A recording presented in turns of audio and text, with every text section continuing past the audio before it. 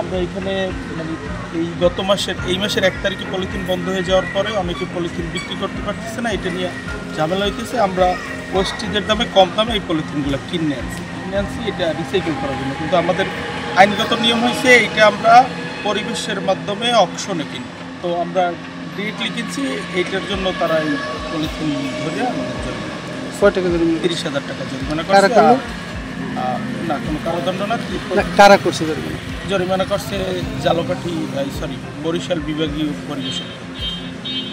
তুমি তো বলো যে ঝালকাঠি সহকারী করেছে। আমরা ঝালকাঠি এইটা মানে করছে বরিশাল থেকে ঝালকাঠি নতুন অফিস আসছে, উনি হচ্ছে ঝালকাঠিতে আছে। এই যে ম্যাডাম আসছিল উনি ঝালকাঠিতে।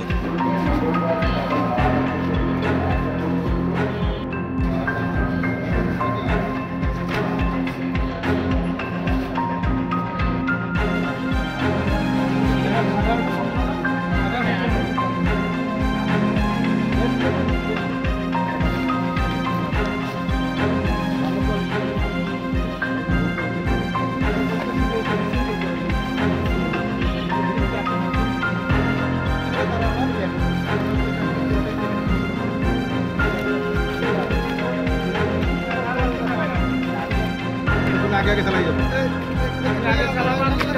আমাদের